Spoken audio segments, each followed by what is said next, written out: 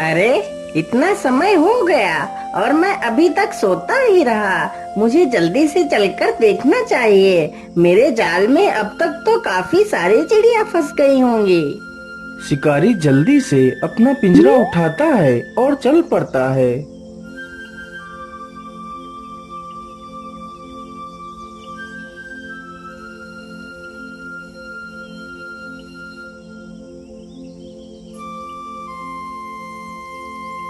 अरे वाह वाह, आज तो मेरे जाल में ढेर सारी चिड़िया फंस गई हैं। आज तो बाजार में मुझे ढेर सारे पैसे मिलेंगे।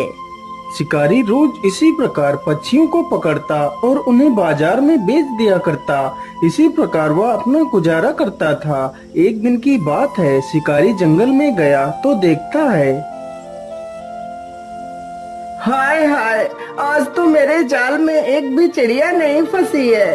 अब मैं क्या करूँगा? पैसे कहाँ से लाऊंगा और खाना कहाँ से खाऊंगा? आज तो मेरा दिन ही खराब हो गया है। अब मैं क्या करूँ? कुछ देर सोचने के बाद शिकारी ने फैसला किया। मैं ऐसा करता हूँ, किसी दूसरी जगह पर चलकर जाल को फिर से बिछा देता हूँ। हो सकता है इस बार कुछ पक्षी हाथ आ जाएं। इतना सोचकर शिकारी जाल उठाकर दूसरे स्थान पर चला जाता है।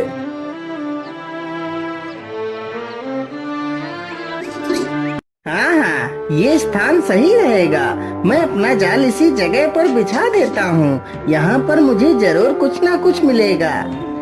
शिकारी अपना जाल बिछा देता है और पास के पेड़ के नीचे बैठ जाता है। कुछ देर बाद एक कबूतरी उसके जाल के पास आती है और दाना चुनने के चक्कर में जाल में फंस जाती है। तभी जोर जोर से हवाएं चलने लगती हैं और हवाओं के साथ जोर की बारिश आ जाती है। अरे बाप रे बाप, या तो बारिश आ गई। अब क्या करूं? चलो जल्दी से अपना जाल उठाकर किसी पेड़ के नीचे बैठ जाऊंगा और जब बारिश थम जाएगी तो फिर से जाल बिछा दूंगा। इतना सोचकर वह अपने जाल के पास जाता है तो देखता है एक कबूतरी जाल में फंसी हुई है। अरे वाह वाह, चलो कम से कम एक कबूतरी तो जाल में फंसी। चलो जल्दी से इसे जाल से निकाल कर पिंजरे में रख देता हूँ। शिकारी तुरंत ही कबूतरी को पकड़कर पिंजरे में बंद कर लेता है। चलो चलो जल्दी से किसी बड़े वृक्ष के नीचे बैठ जाता हूँ।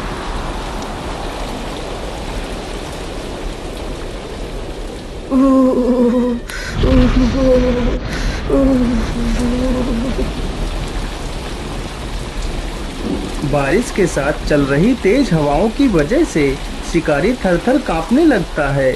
जिस पेड़ के नीचे शिकारी बैठा था उसी पेड़ पर उस कबूतरी का घोंसला था। जिस कबूतरी को शिकारी ने पकड़ रखा था उस कबूतरी का पति बेचारा अपनी पत्नी की राह देख रहा था। आज तो काफी समय हो गया है, लेकिन अभी मेरी पत्नी वापस लौट कर नहीं आई है। आज तो मौसम भी कितना खराब है। अब तक तो उसे आ जाना चाहिए था। हे ईश्वर, मेरी पत्नी की रक्षा करना। हे इस जगह स्थान के मालिक, मैं बहुत मुसीबत में हूँ। मेरी सहायता करो। मैं तुम्हारी शरण में आया हूँ, मेरी मदद करो। इतना सुनते ही कबूतर नीचे देखता है। अरे ये कौन है? या तो ठंड के मारे कांप रहा है, लेकिन इसने पिंजरे में किसे बंद किया हुआ है? या तो मेरी पत्नी है। अरे रूपमा, तुम इस पिंजरे में क्या कर रही हो और तुम्हें इस पिंजरे में किसने बंद किया है? क्या बताऊं स्वामी, मैं शिकारी के जाल में फंस गई थी और इस शिकारी ने मुझे पकड़कर इस पिंजरे में बंद कर दिया। लेकिन स्वामी, तुम मेरी चिंता ना करो। मुझे ये दंड मेरे पिछले जन्म के पाप के कारण मिल रहा है। लेकिन प्रिय, तुम ये क्या कह रही हो? मैं कुछ समझ नहीं पा रहा हूँ। स्वामी, ये तब की बात है जब हम दोनों बगीचे में टहल रहे थे। अरे अरे, उधर देखो, कितना सुंदर पक्षी है। काश मुझे ये पक्षी मिल जाता तो मैं इसे पिंजरे में बंद कर रोज इसकी सुंदरता को देख पाती। अरे प्रिय, तुम मेरे रहते हुए चिंता क्यों करती हो? मैं इस पक्षी को तुम्हारे लिए पकड़वा सकता हूँ।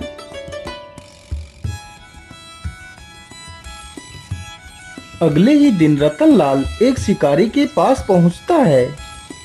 अरे ओ कानू शिकारी, मुझे तुमसे कुछ काम है। अरे बोलिए रतन भैया, आपको मेरी क्या आवश्यकता पड़ गई? कानू भाई, मुझे एक चिड़िया पकड़वाना है। यदि तुम मुझे उस चिड़िया को पकड़ कर दे दोगे तो मैं तुम्हें उस चिड़िया के बदले जितनी भी कीमत मांगोगे मैं तुम्हें दे सकता हूँ। हाँ हाँ, क्यों नहीं रतन भैया, आप बस मुझे उस चिड़िया का घोंसला दिखा दीजिए। उस चिड़िया का घोंसला कहाँ पर है, मैं तुम्हें चिड़िया पकड़ कर दे दूंगा। रतनलाल उस शिकारी को साथ में ले जाता है और चिड़िया का घोंसला दिखा देता है। कानू शिकारी पेड़ के नीचे जाल बिछा देता है और उसमें दाने डाल देता है। चलो चलो, जल्दी से झाड़ी के पीछे छिप जाता हूँ।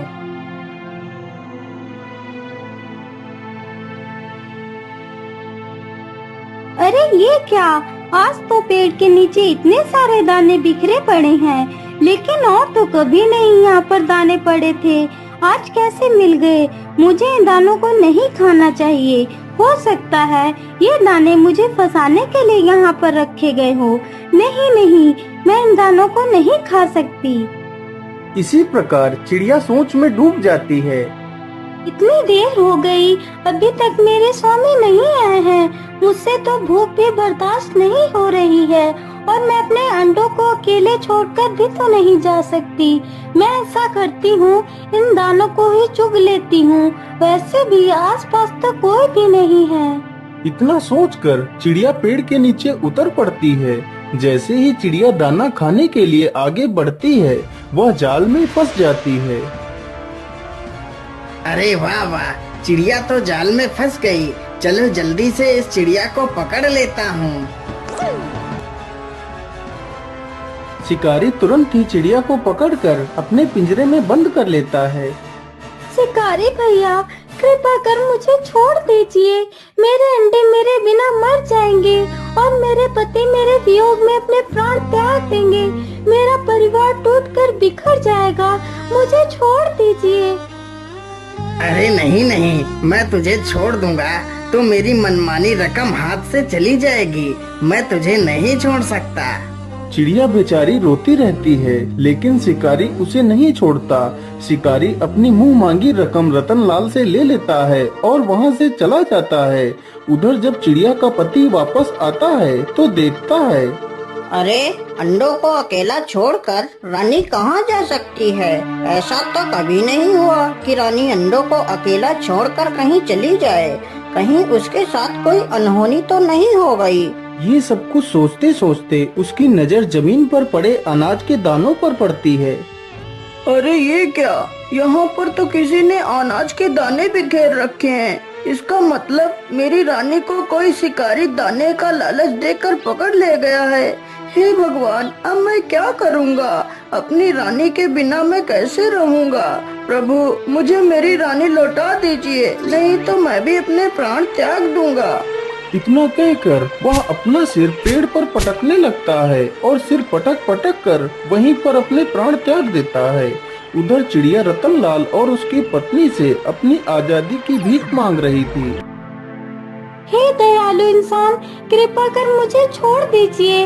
मेरे अंडों को मेरे ना रहने पर कोई भी नुकसान पहुंचा सकता है। मेरे पति मेरे वियोग में अपने प्राण त्याग देंगे। मुझ पर दया कीजिए, मुझे छोड़ दीजिए। चिड़िया की ये सारी बातें सुनकर दोनों को दया आ जाती है। फिर वह दोनों चिड़िया को आजाद कर देते हैं, लेकिन जब तक चिड़िया अपने घोंसले में पहुंचती तब तक बहुत देर हो चुकी थी। हे भगवान, ये क्या अनर्थ हो गया? स्वामी, तुम मुझे छोड़कर क्यों चले गए? तुमने मेरी प्रतीक्षा क्यों नहीं की? अब मैं अकेले कैसे रह पाऊंगी? मुझे भी नहीं जीना है।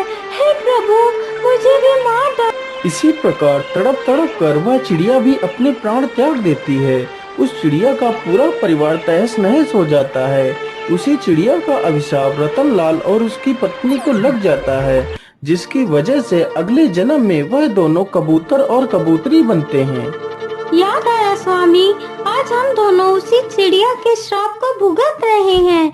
लेकिन स्वामी, तुम चिंता मत करो, यह शिकारी तुम्हारी शरण में आया है।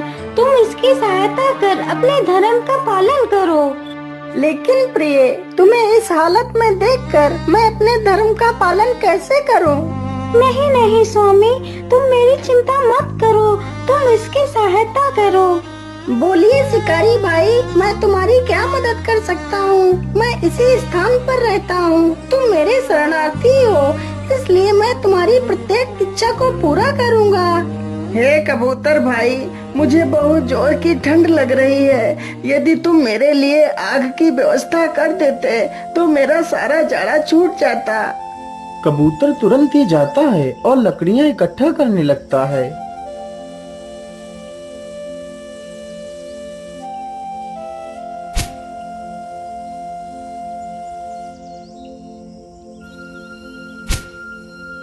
कुछ देर बाद कबूतर काफी सारी लकड़ियां इकट्ठा कर देता है और उड़कर आग लेने के लिए चला जाता है।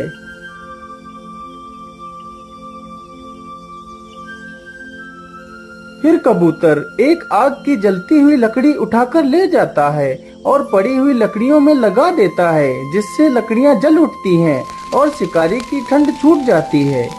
हे शिकारी भाई, मैंने तुम्हारी ठंड तो कम कर दी है। अब यदि तुम्हारी कोई इच्छा और है तो मुझे बता दीजिए। हे कबूतर मेरे दोस्त, तुमने मेरी सहायता की है, इसके लिए मैं तुम्हारा आभारी हूँ। यदि तुम मुझे कहीं से थोड़ा सा भोजन ला देते तो तुम्हारी बहुत कृपा हो जाती। लेकिन शिकारी भाई, मैं किसी बड़े अनाज भंडार का मालिक नहीं हूँ, लेकिन मैं तुम्हारी एक पहर के लिए भूख को शांत कर सकता हूँ। इसके बाद मैं किसी को कोई दान नहीं दे पाऊंगा। इतना कहकर कबूतर आग के चारों ओर परिक्रमा करने लगता है।